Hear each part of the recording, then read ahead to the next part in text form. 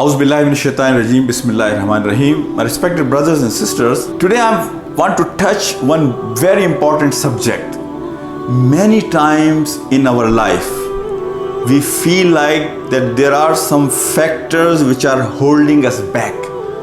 Factors which are not letting me function 100% according to my potential, according to my hidden capacity. And those factors, usually we call them nail in the head. Usually it's a fear factor.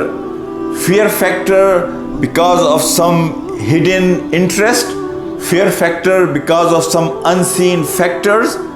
And this could be your relationship, this could be your circle of friends, this could be your group in which you hang around. Anything which demoralizes you, anything which brings your energy level down, anything which discourages you in life, that is a nail in our head, shackles in our feet, chains of our feet which are holding us back. My brothers and my sisters, the very important thing is that we have to first identify what are the factors which are holding me back. And most of the time, most of us, what we do, we try to create walls around that nail, those factors. We put helmet to cover that root cause which is draining my energy.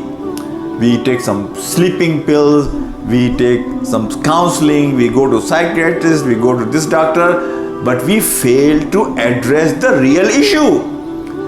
And it's not really a big science. We know what is bothering me.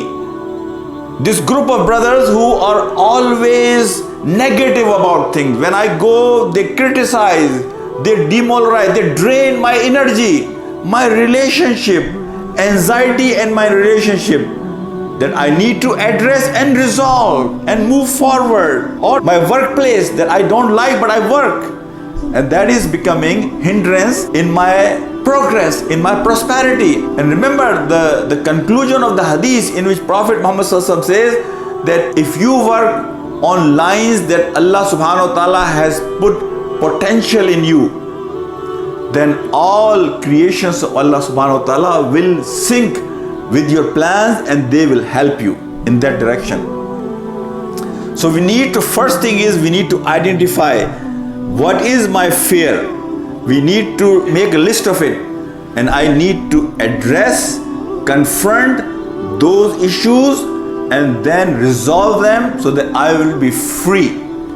And this is what Quran does. This is what our deen does, to give us the real freedom. Freedom from all human beings, freedom from all false gods, and freedom of our own captivity. We sometimes become slave of ourselves, my brothers and my sisters. So the first thing is to identify and take that nail out. The second step is that find your passion. Try to find what your real hidden potential is. What Allah subhanahu wa ta'ala capacity Allah has put in you. And the very simple definition of passion is things which can energize you at that moment is your passion. And passion could change.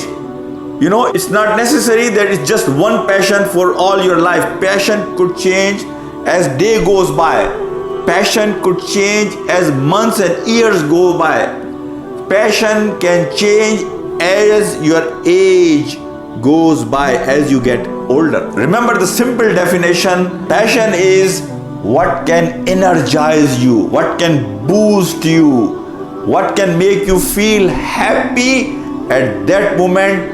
That is your passion. That is what you are passionate about, my brothers and my sisters. The third thing is, when you identify, when you have taken out the nail, all the shackles you have broken, and that all you are free, and you have identified your passion, then now go and follow that passion with full force.